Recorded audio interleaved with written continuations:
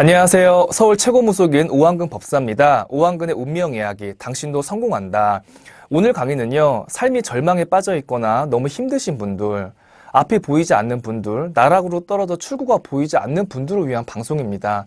죽고 싶어, 살고 싶지가 않아, 정말 내 마음이 너무 고통 속에 빠져 있는 분들을 위해서 오늘은 오한근 법사가 운명 처방전을 알려드립니다. 벚꽃 구경 갔다 오셨나요? 저희 용궁사 법당은요, 마포구에 위치하고 있습니다. 그래서 여의도랑 굉장히 가깝게 있어요.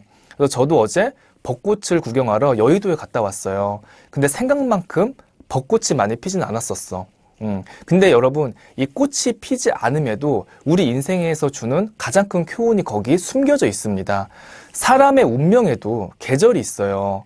사람의 운명에는요, 누구나 꽃을 피울 수가 있습니다. 다만 그 시기가 다를 뿐입니다. 봄에 피는 목련이 있으면요, 여름에 피는 나팔꽃이 있을 거고, 가을에 피는 코스모스나 국화가 있을 겁니다.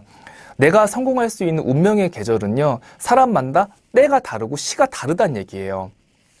저는 이 사주팔자를 보는 사람으로서 사계절이 아니라 12계절의 이상의 그런 기운을 감정을 해서 그 사람이 어떻게 하면은 지금보다 나은 삶을 살 수 있을까? 어떤 기도가 이 사람한테 숨통이 트이는 데 도움이 될까? 내담자의 운명 처방전을 항상 생각을 하고 기도를 하는 사람입니다. 제가 상담했던 사례를 한 가지 얘기해 드릴게요. 이분이 연예인 얘기인데 20대 때, 10대 때부터 활동을 하면서 연예인으로서 굉장히 큰 성공을 거둡니다. 그러니까 돈을 엄청나게 벌었죠. 이 집의 부모님도 누구 얘기를 듣지 않아요. 왜냐하면 없는 집안을 이 친구가 살려냈기 때문에 이 자식은 이 집안에 정말 기둥 같은 존재고 남편 같은 존재고 신과 같은 그런 존재였습니다. 소속사와의 갈등, 올해 광고를 몇 개 찍을지, 올해 빌딩을 또 살 수 있을지 이런 것들이 궁금해서 저를 찾아옵니다. 근데 제 입에서는 좋은 얘기가 나오지가 않았어요. 빌딩은 사지만 지키지 못한다. 3, 4년 후에 안 좋은 구설수가 생겨서 연예계 활동을 하지 못하겠다. 이런 점사가 나왔습니다. 초심으로 돌아가거라. 초심으로 돌아가서 아이를 위해 지성으로 백일 기도를 올려주고 친가의 조상님께 천도제를 올려서 아이에게 조금 힘을 만들어줘라. 제가 이런 점사를 내려줬습니다. 그렇게 상담을 받고 연락이 없었어요. 그러니까 인연법은 이제 거기서 끝났던 거지. 아마 이 어머니는 그렇게 생각을 했을 겁니다. 안 맞는다. 우리 애가 이렇게 잘 나갔는데 연예계 생활을 왜 그만둬? 역술가 따위의 말보다는 자기 자식의 말을 더 믿고 싶었던 거예요.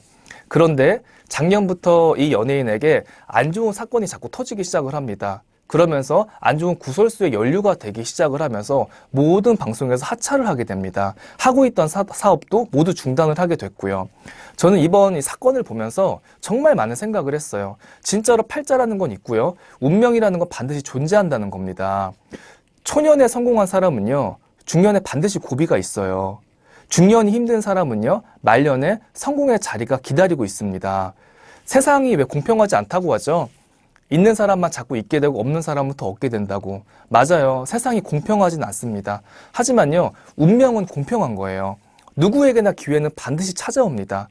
하지만 그 시기를 갖다 내가 적절하게 활용을 했느냐, 대운이 들어올 때 어떤 노력을 했느냐가 성공의 관건이 된다는 얘기예요. 어디 가서 보니까 대운이 왔다는데 왜 이렇게 안 풀리죠, 선생님? 너무 답답합니다. 노력 안 했잖아. 준비 안 했잖아. 감나무에서 감 떨어지길 기다렸잖아. 그러면서 무슨 돈을 벌고 성공을 하기를 바라십니까? 내가 준비를 하지 않고요, 피나는 노력을 하지 않은 사람들은요, 점사를 볼 필요도 없고요, 돈을 들여도 조상님께 천도제 기도 이런 거 일절할 필요가 없습니다. 노력이 먼저 됐을 때 조상님도 운도 내 편이 돼서 내 앞길을 열어주는 겁니다. 힘들다, 죽고 싶어, 도저히 못하겠다, 이런 생각을 자꾸 하게 되면요, 사람이 더 나락으로 떨어져 일어날 수가 없게 됩니다. 그래, 올해만 참고 견디자. 자꾸 이렇게 굳은 마음을 먹어야지 기회도 찾아오고요, 발판의 어떤 기회도 마련이 되는 겁니다. 여러분들이 이 세상에 태어날 때는요, 진짜 하나같이 모두들 아름다운 꽃씨로 태어났어요. 하지만 그 꽃씨가 아직 자기의 계절을 만나지 못해서 싹을 틔우지를 못하고 꽃을 피우지를 못한 겁니다. 여러분들의 씨앗은요, 지금 추운 어떤 시련의 겨울을 갖다가 버티고 있는 겁니다. 그 예쁜 개나리가 피어내기 위해서는요, 추운 영하의 계절, 겨울의 신혈을 견뎌내야지만 꽃을 피울 수가 있어요. 그 개나리 나무가 추운 그 겨울을 견디면서 왜 포기하고 싶지 않았겠어요. 포기하는 나무는요, 썩어서 결국 죽게 돼 있고, 인내해서 견디는 나무는 결국 화려한 봄을 맞이할 수밖에 없습니다. 저는 정말 있는 사람이 한순간에 망하는 것도 너무 많이 봐왔고요. 단돈 500만 원으로 시작을 해가지고 지금 수백억 대의 쇼핑몰을 운영하고 있는 친구도 저희 법당의 신도입니다. 지금 내가 너무 잘 나간다고 기생등등 우쭐할 것도 없고요. 내가 가진 게 없다고 움츠려 들 일도 아닙니다. 나 지금 너무 잘 나가. 내 인생의 화려한 봄이야. 이렇게 자만하는 사람도요.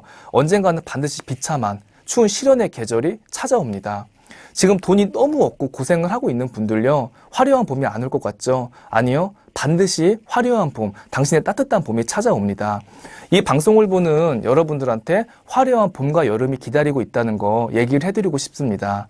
오늘 방송은 여기까지 하겠습니다. 모두 부자 되시고 행복하세요. 감사합니다.